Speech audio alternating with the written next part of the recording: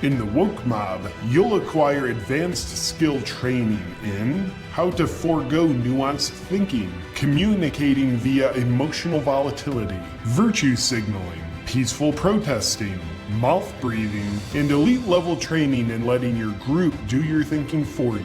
Are you ready for the woke mob? Would you like to ruin people's careers so they can't feed their children anymore? Would you like the opportunity to hurt innocent people? Are you ready to serve your community the way cancer serves the body? Do you have what it takes? Many are called, few are chosen, and the few scream louder than the many.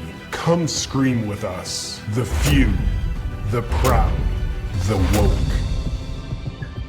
Wow, the advertisements for the U.S. military are getting pretty out of hand there, don't you say? Welcome back, beautiful and amazing human beings. This is Luke Rudowski of wearechange.org. Now, I knew they were desperate for recruits, but that desperate? Anyway, lots of important news to get into right now with a very explosive article by the Associated Press that we're going to be breaking down that has a lot of implications, especially for locked down states and governments all around the world. And it looks like there was a very interesting spat between U.S. President Joe Biden and, of course, Russian President Vladimir Putin that we're going to be talking about extensively in the context of our modern American foreign policy. But before we do that, plus a lot more, we just wanted to remind people that there's a very big divide and conquer agenda unfolding on the American public right now. A lot of people are unsuspecting of it, as a major verified social media account is now unabashedly referring to a whole group of individuals because of the way they were born as a, quote, pandemic. Yeah, referring to a whole group of people because of the way they were born as a disease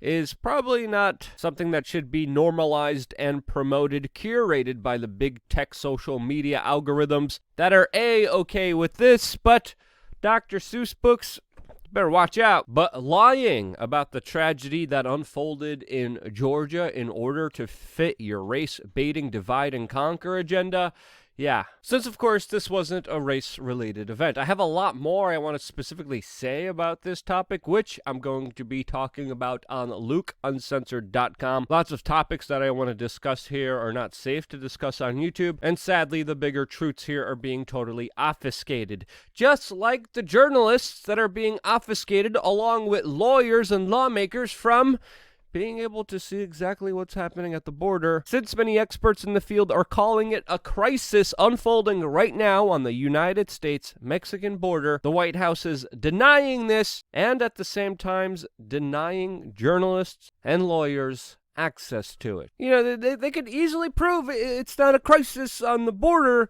but they refuse to do so. We talked about this topic just yesterday in full detail. And just before we continue again, LukeUncensored.com, 50 cents a day to get exclusive content only for members of wearechange.org, which you could sign up by going to LukeUncensored.com right now. I just released my full speech from Anarchapulco. There will be a very important in-depth video later on tonight, and I don't even want to mention the topics I'm going to be talking about. Just trust me, it's going to be a very big and important one. And by signing up, you help us continue to be free, to be independent, and to expand this media operation and step things up a notch. Plus, it's very refreshing being able to speak without any filters, without any censors, without anyone standing in the way of me being able to fully express myself, and I'm able to do that now because of LukeUncensored.com, and I can't thank you guys enough for it. You guys are really enjoying the videos. I'm enjoying doing them, and I'm so happy we're able to do this. Now, if you remember, a very long time ago, we have always took a very principled position on this independent media organization,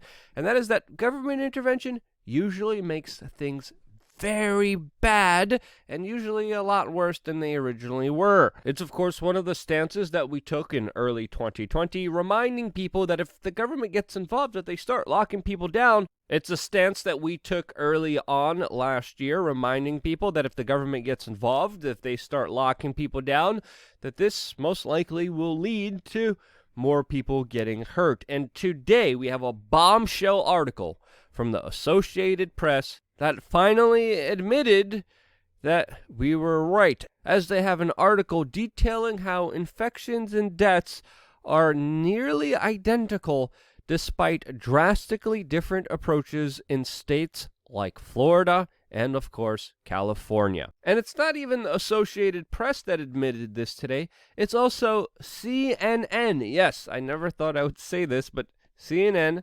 inadvertently admitted that they were totally wrong. If you remember, early on, they were screaming about the horror, the death, the pain and suffering that the Florida governor would cause if, of course, he got rid of lockdowns and tedious restrictions on people's average lives. And now CNN ran a headline, a year into this, Florida is booming, and Republican Governor Ron DeSantis is taking credit. After, of course, previously running headlines that he faces criticisms over, of course, putting politics in front of lives. And it wasn't just CNN, it was many media organizations that were utterly attacking the state of Florida, its government, its people, Florida man himself. And now we have two major institutional pillars of the mainstream media, the Associated Press and CNN today, admitting that Florida did the right thing. Now again, you didn't need to be a rocket scientist to tell you this. We were telling you this months ago. And the AP writes, quote, despite the differing approaches,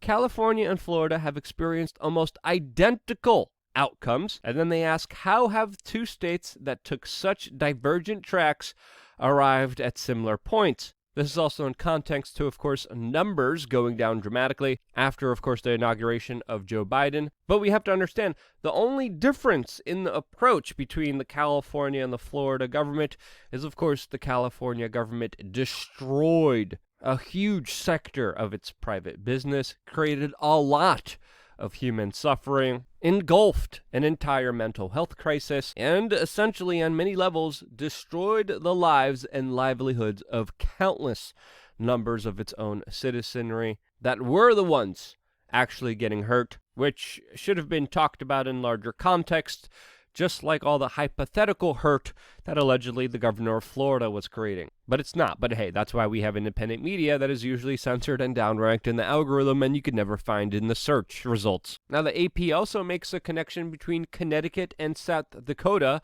as examples of states that did the worst regarding the numbers. And yet again, they still had two different approaches. One, of course, hurting social economic well-being, while the other allowing people to put their own faith in their own hands, which should have been the approach from the very beginning, especially after learning all the lessons that we have learned, especially after the fact, especially when we're seeing all the numbers. And according to the Associated Press, all the restrictive measures that governments took amounted to essentially no difference. Now, this is huge news. This deserves to be everywhere. People need to learn this very important lesson that's being acknowledged right now, and they're not, as the state of California just announced that they have a new rule, new regulation, new restriction, saying that people are no longer allowed to scream on roller coasters. I kid you not, the California Attractions and Parks Association is now behind a plan to try to open roller coasters, but only if people don't scream on them. Other countries are even taking more restrictive, insane, Orwellian Big Brother actions that should be actively criticized. And that, of course, is the country of Israel that just passed a law that will be mandating, quote, freedom tracking bracelets. Now, they're calling this the freedom bracelet because we're living in a 1984 Orwellian society with, of course, complete doublespeak, where now average day people who are not criminals are treated like convicted convicts and felons that literally are forced to have an ankle bracelet or now a wrist bracelet around their arms so the Israeli government could track every single movement that they make. Now, it's important to note here that some U.S. agencies already track where every American citizen goes with, of course, surveillance technology within people's cell phones, but this is yet on just another absolutely ridiculous level that most likely the AP and CNN will come out with an article 12 months from now telling you is absolutely pointless, a big waste of money, and a huge danger towards people's civil liberties. Because, of course, a lot of these restrictions are put in by politicians who don't follow them themselves. As a major Biden administration member, John Kerry was just caught on an airline filled with a lot of people violating the CDC mandate that he himself has been calling for other people to follow. The reports are coming in that John Kerry, after immediately boarding a flight between Boston to DC, perfectly exemplified how the elites could do whatever the hell they want, and that rules only apply to the poor peasants, not to the ultra-wealthy individuals that usually fly private and lecture us about climate change. Now, this is important because many flights have been turned around, some flights have been canceled, people have been kicked off, people have been put on no-fly list for entire airlines for doing what John Kerry is pictured doing here. I mean, babies have been removed from airplanes for not having a mask for more than 30 seconds, and this is just yet another example of many politicians being able to do whatever they want. Now, moving on to the next topic, it definitely looks like there's some very interesting fireworks between Russian President Vladimir Putin and, of course, U.S. President Joe Biden, as, of course, on an ABC interview, U.S. President Joe Biden just said that the Russian president would, quote, pay the price for meddling in U.S. elections, and that he personally told the Russian president that, quote, he didn't believe he had a soul and that he was a killer. Now, according to Biden, Russian President Vladimir Putin responded with, we finally understand each other, which could have been done sarcastically or as a joke, because as you're going to see, Putin does usually speak in jest as his official response here to, of course, Joe Biden seen in this video. Quote, and what would my answer be? I would tell him, I wish you good health. I am saying it without irony or jokes, as of course it looks like he's smiling, bringing attention to, of course, what many people believe to be the cognitive decline of the current sitting president of the United States. Now, it's also important to point out that this entire dialogue that was started by Joe Biden was against paying the price for meddling in U.S. elections, even though there's many U.S. intelligence agencies that have come out and contradicted the U.S. president and said that there was no Russian meddling in, of course, the U.S. election. Could this be why Vladimir Putin from this entire conversation brought up Joe Biden's health? Who knows? But the situation between Russia and the United States is, of course, going to continue to be heated. You could bet your bottom dollar there's going to be some more escalated tensions and proxy conflicts in the world because of this rising tension. But it is important to note here that it does seem as if Putin is trying to use dry humor and wit in order to try to lighten up this very tense situation. After, of course, this comment, Vladimir Putin went on also to say it takes one to know one, and then adding, quote, we always see in other persons our own qualities and think that he is the same as us. And then he also went on and talked about how the United States is the only country that ever used nuclear bombs on another country. So yeah, safe to say that there definitely isn't a love affair between the United States and Russia. Things will definitely get worse. Russia also just recalled one of its ambassadors after Joe Biden said that Putin will pay a price. Iran, a proxy country between Russia and the United States, just warned its citizens to prepare for an attack. The United States is also trying to make sure that China will stop supporting Iran and their oil shipments, which China most likely will ignore. The United States also just sanctioned 24 Chinese and Hong Kong officials, and with other pundits coming out admitting that the United States has already lost to China because of, quote, wokeism and culture wars, I think he definitely has some very interesting context and points to this larger debate of what's actually going on with American foreign policy. And now, in the moments of making this video, by the way, Putin just released a statement where he is challenging Joe Biden to an online debate, saying specifically, I'd like to, quote, offer President Biden to continue our discussions with one condition. We will do it in a live broadcast online without any lags in an open, direct discussion. I believe this could be interesting for the Russian people and the Americans, for other countries as well.